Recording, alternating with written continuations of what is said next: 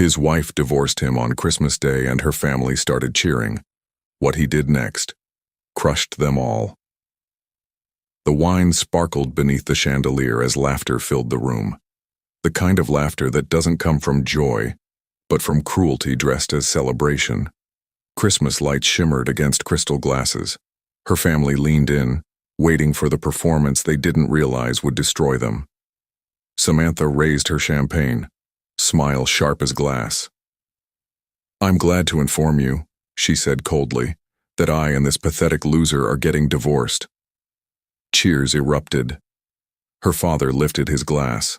Her mother grinned. Even her siblings clapped as if betrayal were a holiday toast. Nathan said nothing. He just stared at her, steady, unreadable, before standing, buttoning his coat, and walking out into the falling snow. He didn't slam the door. He didn't look back. But the silence he left behind felt heavier than all their laughter combined. None of them knew they had just applauded the beginning of their own ruin. But what kind of man smiles through humiliation and walks away in silence? What kind of loser leaves behind everything and still wins it all back? Viewers, what would you do if the person you loved mocked you in front of everyone you ever helped?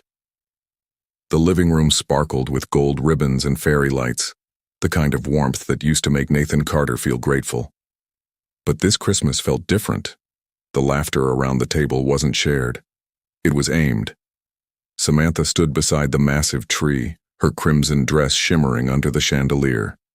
She lifted her champagne glass, a smirk playing at the corner of her lips. "Everyone," she said loudly, her voice slicing through the Christmas music, "I have an announcement." Her family leaned forward. Her mother's eyes glittered with curiosity, her father already smiling in anticipation. "I'm glad to inform you," she continued, pausing long enough to glance at Nathan, "that I and my pathetic loser husband are getting divorced." For a heartbeat, the room froze. Then came the eruption. Cheers, laughter, glasses clinking. Her mother stood up, hugging her daughter with glee. "Finally, Samantha, you're free. I never understood what you were thinking when you married this man." She gestured dismissively at Nathan. "You deserve better." Nathan said nothing. He sat still, eyes fixed on his glass, his calm almost unnerving. Samantha turned to him, emboldened by the attention. "My boss has been asking me to marry him," she announced proudly. "He treats me like a queen, and once this divorce is finalized, I'll finally have the life I deserve." Laughter filled the room again, sharp, cruel, and echoing. Her brother added mockingly, "Guess Christmas came early for you, sis." Nathan's hand tightened slightly around his glass, but his face never changed. He looked at her for the first time in minutes, not with anger, not with heartbreak, but with something unreadable, something quiet and unsettling. Samantha strutted over and dropped a white envelope on the table in front of him. "Sign it," she said. "I don't need a pathetic loser like you in my life anymore." He looked at the envelope, then at her, his voice low and measured. "Are you sure this is what you want?" Her family laughed, before she could even answer. "Oh, come on, Nathan," her mother said mockingly. "Let the girl live. You can't hold on to what's not yours." Nathan rose slowly, buttoning his jacket. The air shifted. For the first time that evening, the laughter softened, confused by his composure. He picked up the envelope carefully, almost reverently, then looked at Samantha one last time. "I hope your new life treats you the way you treated me," he said quietly. And with that, he turned and walked out. No shouting, no scene, just a silence that made everyone else suddenly aware of themselves. The door closed softly behind him. Her father chuckled awkwardly. "Well, that was dramatic." Her mother lifted her glass again. "To Samantha's freedom." They cheered once more, but something in the room had changed. A strange, uneasy quiet that followed the laughter like a shadow. Because none of them noticed the small smile that had crossed Nathan's lips as he walked into the snow. The laughter still rang in his ears as Nathan eased the Toyota Camry onto the snow-slick street. Christmas lights blinked in rows of red and gold, reflected on the windshield like ghosts. He drove in silence, hands steady on the wheel, the divorce papers lying on the passenger seat like a passenger he didn't invite. The tires whispered over the snow, the hum of the heater filling the space where words should have been. Every red light flickered against his face. Calm, unreadable, the kind of calm that comes right before a storm. When he turned into his quiet neighborhood, the houses were wrapped in warmth and laughter. His was not. He pulled into the driveway, engine purring, headlights carving brief life into the cold brick walls. He sat there for a moment, engine idling, staring at the faint glow of the porch light she'd once insisted on installing. "It feels welcoming," she'd said. Now it felt like a lie. He shut off the ignition. Silence fell. Inside, the heat hit him first, followed by the faint scent of her perfume still clinging to the curtains. He hung his coat, placed the envelope on the table, and poured himself a drink. As the whiskey burned down his throat, memories began to resurface like ghosts. He remembered the first night he met Samantha. She was a waitress at a downtown restaurant struggling to carry 2 trays at once. One slipped, spilling red wine across his suit. She panicked, apologizing repeatedly, but he'd only smiled. "It's just a suit," he said then. "You're working hard, no harm done." That small kindness turned into late-night talks, then dates, and soon, a wedding under string lights behind her parents' modest home. She never knew who he really was. No one did. He was the majority shareholder of Carter Holdings, a billion-dollar conglomerate his late father had built from scratch. When his father died, he learned what greed looked like up close, partners who cried at funerals but stole at boardrooms. Since then, he vowed to keep his wealth hidden behind a quiet life. He thought Samantha loved simplicity. He thought wrong. The memory shifted. The hospital room. Her father pale and fading, machines beeping. "We can't afford it," she'd cried. He'd stepped out, made one quiet call. The next morning, the bill was gone. No one asked how. Her parents called it a miracle. He called it love. He remembered how he told his manager to give her parents 2 credits cards under the disguise of anonymous giver. The firelight flickered across his eyes. "You never even wondered who your miracle was," he whispered. The grandfather clock ticked once, deep and patient. Nathan leaned back in the chair, the fire reflecting in his eyes. The man she mocked as ordinary drove home that night a stranger, and the stranger she never knew was finally awake. The morning light cut through the blinds, painting thin golden lines across Nathan's face. He hadn't slept much. The house was too quiet, too honest about the space she'd left behind. The divorce papers still sat on the table where he'd dropped them, untouched since last night. He buttoned his shirt, rolled his cuffs, and poured black coffee into a mug. No sugar, no milk, just like every morning. He moved with the precision of a man who had stopped feeling but started thinking. At exactly 8:09 a.m., he picked up his phone. "Alan," he said when the voice answered, smooth and professional. "Block the credit cards I issued under the Thomas Family Trust.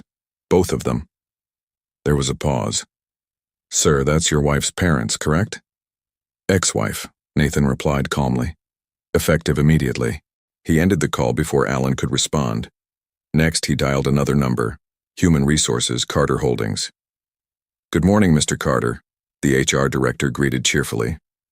"There's been a restructuring," Nathan said flatly. "Terminate 2 employees in the marketing division, Ethan and Megan Thomas." The HR director hesitated. "The Thomas siblings? They're Samantha's." "I'm aware," Nathan interrupted softly. "Handle it discreetly, no explanations." The HR director nodded through the silence. "Understood, sir." Nathan sipped his coffee and stared at the snow falling outside the window. Then came the final call, the one that would twist the knife. He switched lines, the screen flashing Astor Real Estate Group, his own creation. The phone rang once. "Astor Group, "This is compliance," a voice greeted. "This is Nathan Carter," he said, his tone even. "Initiate a full audit on your general manager, Blake Freeman." "Understood, Mr. Carter," the voice replied. "Would you like the internal HR copied in?" "Yes.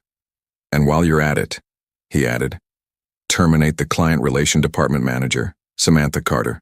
No severance. File it under ethical review." Silence stretched on the other end.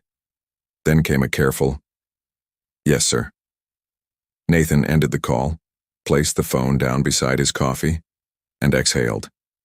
The house felt different now, lighter, like a storm had been bottled inside him for years and finally released with precision.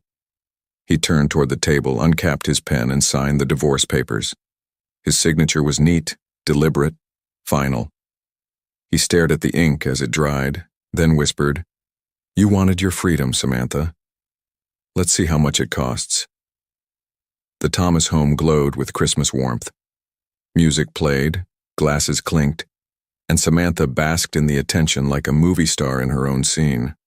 Her red dress shimmered beneath the chandelier, her laughter loud and unbothered.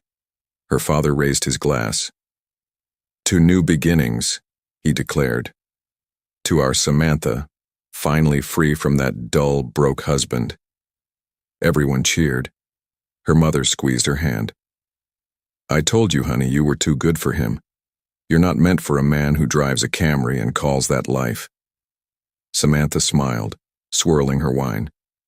"Well, he can have his quiet life. My boss treats me like a queen. He wants me to meet his parents next week." Her siblings clapped. "You're moving up, Sam?" Just then, the doorbell rang. "Cake's here," her father said, grinning as he grabbed his wallet. He handed the delivery boy his credit card with pride, then frowned when the man shook his head. "Sir, it's been declined." Mr. Thomas blinked, forcing a chuckle. "Must be an error. Try again." Again, the beep. Declined. Mrs. Thomas stood up quickly. "Here, use mine." But seconds later, the same word echoed back. Declined. The laughter at the table began to fade. Her siblings exchanged uncertain glances. Then Ethan's phone buzzed. Megan's followed. Both looked down, and the color drained from their faces. "What is it?" Samantha asked, half annoyed, half anxious. Ethan swallowed. "Email from work." Megan looked up, voice trembling. "We've been terminated, effective immediately." The table fell silent. Samantha blinked, stunned. Terminated? That doesn't make sense. They both worked hard. Maybe the company's downsizing or something. Before anyone could say a word, Samantha's phone began to ring. The screen flashed. HR, Astor Real Estate Group. She forced a nervous smile and answered. "Hi, this is Samantha." "Mrs. Carter," came the polite but tense voice on the line. "We regret to inform you that your employment as department manager, client relations guide has been terminated effective immediately. Please check your company email for details." Samantha froze. "Terminated? There must be some mistake." "It's an executive directive, ma'am," the voice said gently. The line went dead. The room was silent. The Christmas lights seemed dimmer now. Her wine glass slipped from her fingers and shattered on the floor. Her father's voice broke the quiet. "What the hell is happening?" Samantha stared at her reflection in the phone's black screen. Someone's behind this," she whispered. Her mother frowned. "Who could do all that in one day?" Samantha's hand shook as she murmured, almost to herself. "He said orders from above." Her heart skipped. Above? For the first time, fear slid cold through her chest. Samantha drove through the snow in silence, hands gripping the steering wheel so tightly her knuckles turned white. The streetlights blurred through her tears. The world outside wrapped in cold stillness. She didn't understand what had just happened. One moment she was toasting to her new life. The next, her family was in ruins. Her mother's voice still echoed in her head. Who could do all that in one day? And the only name that made sense was the one she refused to believe. No, Nathan couldn't have that kind of power. He was a man who patched walls, mixed cement, and came home with calloused hands. She'd seen his payslips. He was ordinary, harmless, forgettable. She parked outside her boss's sleek condo, Blake Freeman, and ran through the lobby, heels clicking, breath sharp. The doorman gave her a polite nod, and the elevator ride felt endless. When the doors opened, Blake was already standing there in a black robe holding a glass of brandy. "Sam?" His tone was smooth, practiced, the kind that always made her feel safe. She rushed to him. "Blake, everything's falling apart. My parents' cards were declined. My siblings got fired this morning and I—" Her voice cracked. "They fired me too, Blake. They said it came from above." He frowned, setting his drink down slowly. "Above?" She nodded frantically. "I don't understand. You said no one could touch us." He rubbed his forehead. "I don't know what's going on. I got a notice this morning. There's a board audit. They're reviewing my accounts, but don't worry." He forced a smile. "I'll fix it. I have connections." Samantha sat on the couch, her voice trembling. "It doesn't make sense. You're the general manager. Who could be higher than you?" Blake's silence stretched too long. He turned toward the window, jaw tight. "Someone from the board. Maybe a new investor. These corporate people move money like chess pieces. It's nothing." But even as he spoke, his eyes betrayed the truth. He was afraid. She reached for him.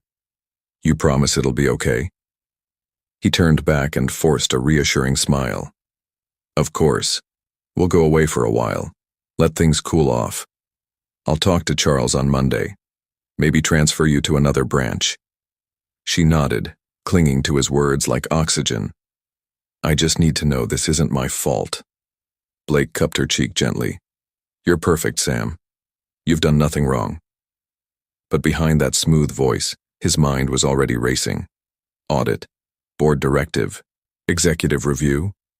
Someone powerful had moved against him, and it wasn't coincidence. When she finally fell asleep on the couch, exhausted, Blake stood by the window staring into the snow. Sunday afternoon was gray and windless when Samantha finally returned to the house she once called home. She told herself she came to pack, but the moment she stepped through the door, it felt like she'd stepped into a memory that no longer wanted her there. The air carried that faint scent of cedar and aftershave, Nathan's scent. The fireplace was cold. The silence had depth, like it was listening. She pulled her coat tighter and walked toward the bedroom. Everything was still in order. His shoes aligned neatly by the wall, his jackets hanging perfectly spaced. Her side of the closet stood open, untouched, like a stage after the final act. She began to pack fast, avoiding the mirror, stuffing clothes into a suitcase without folding them. On the dresser lay the signed divorce papers. His handwriting, clean, calm, deliberate, sat beside his empty whiskey glass. She stared at the papers for a long moment, waiting to feel something. But all she felt was distance. He'd signed them like he'd signed away a burden. Finally free, she whispered to herself, forcing a bitter smile. Her phone buzzed, a text from Blake. "Are you done? I prepared your favorite." Relief washed over her. Blake always sounded and so caring. That's what she liked, his confidence, his attention. She zipped the suitcase and left the room without looking back. By Monday morning, the city was crawling with frost again. Blake's black sedan pulled into the underground parking at Astor Real Estate Group. He didn't greet the guards this time. His reflection in the elevator doors looked older, tighter, more afraid. He arrived early, but the board was already waiting.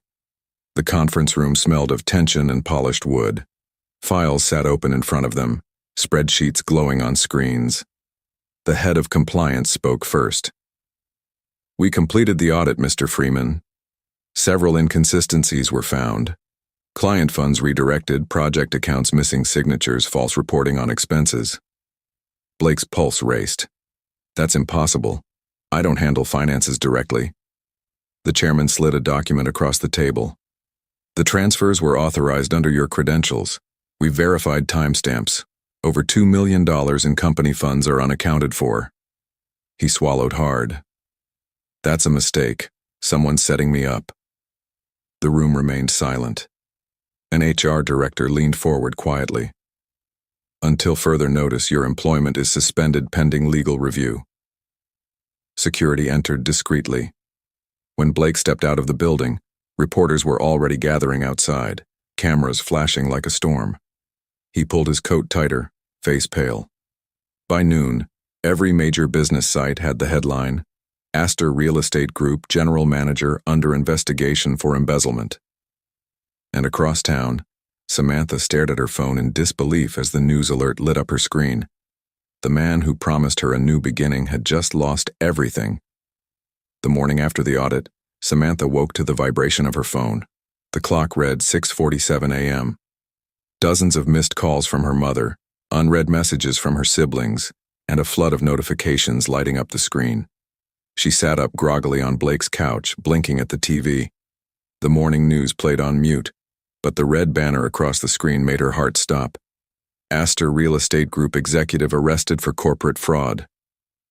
Her hand trembled as she turned up the volume. Blake Freeman, general manager of Astor Real Estate Group, was taken into custody late last night following a board-authorized audit revealing over $2 million in misappropriated client funds. Her stomach flipped. The room tilted. She whispered, No, that's not possible." The phone rang again.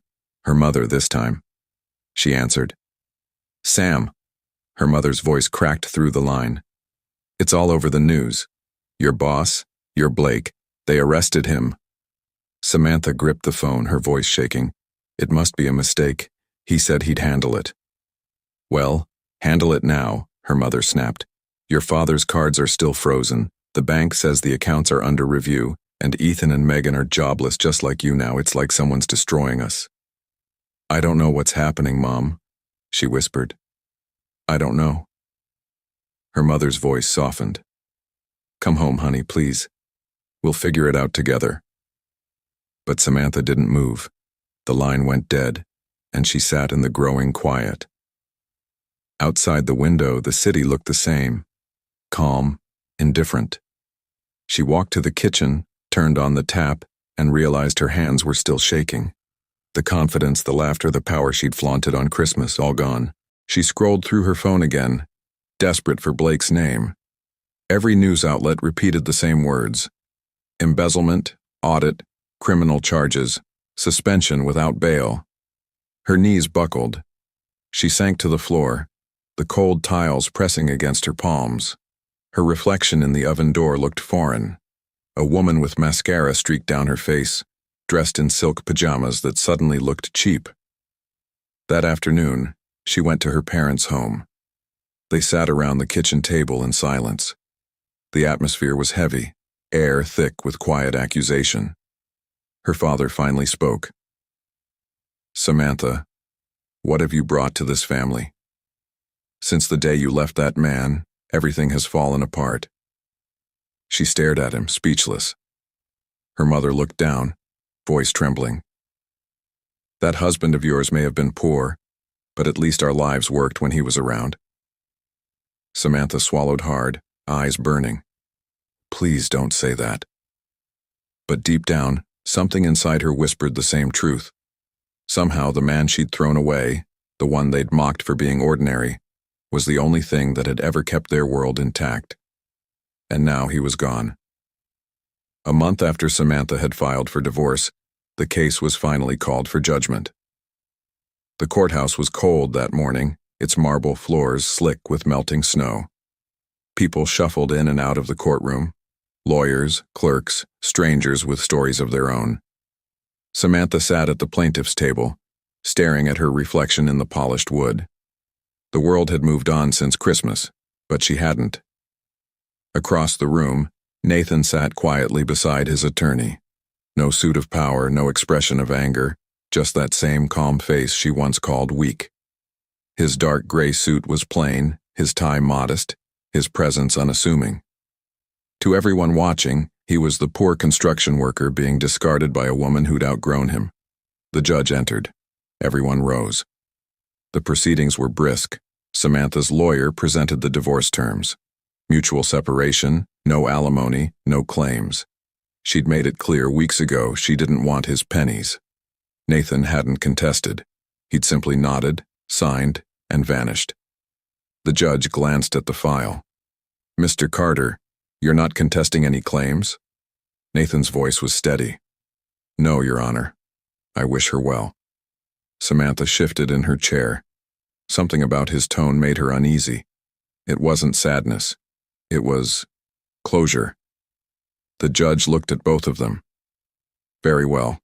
The divorce between Nathan and Samantha Carter is hereby finalized. Both parties are free to move on with their separate lives."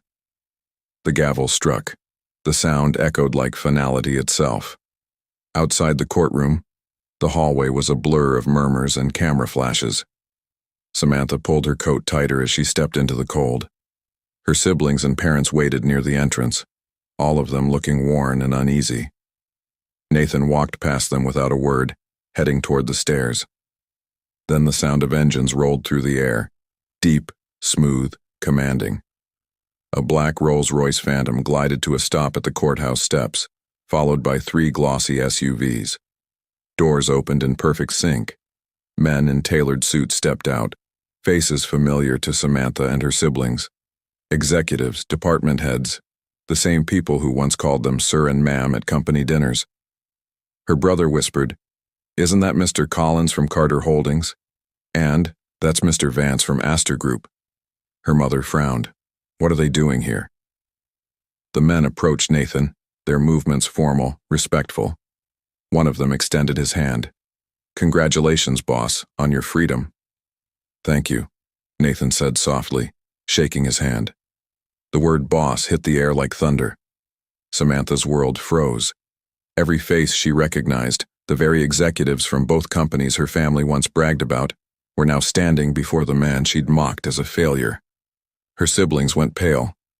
Her father took an unsteady step backward. Samantha took a step closer, tears streaming. You're their boss?" Her voice cracked on the word. "Nathan, please tell me this isn't real." He exhaled slowly. "It's as real as the day you called me a loser in front of your family." Her hand trembled. "Why didn't you ever tell me?"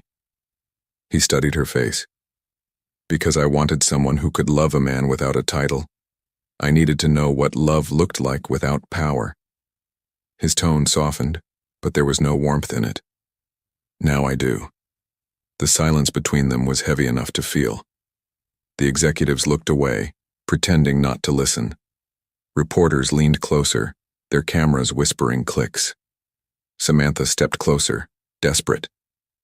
"Nathan, I made a mistake. Please, I was stupid. I was blind. I thought—" "You thought you were trading up," he interrupted quietly. "You thought worth could be measured by paychecks and dinner reservations." He gestured toward the convoy. "The man you mocked built every company that fed your family. Every check, every favor, every second chance came from me." Her knees weakened. "Please, Nathan, don't do this. Give me one more chance." He looked at her, eyes calm but final. "You had every chance when I pretend to be a nobody. You burned them when it cost you nothing." Samantha reached out, but he didn't move. The distance between them was small, but it might as well have been the width of the world. Nathan entered the car and turned to his driver. "Let's go." The Rolls-Royce door closed with a soft thud, muffling the noise of her sobs. As the convoy pulled away, Samantha collapsed onto the courthouse steps, her reflection flickering in the passing chrome. Around her, reporters whispered headlines, but she didn't hear them. For the first time in her life, the woman who once had everything realized she had never possessed anything that truly mattered, and the man she threw away had just driven off in silence, free, untouchable, and finally done. Do you think Samantha deserves a second chance? Drop your thoughts in the comments and don't forget to like and subscribe for more interesting and true-to-life stories.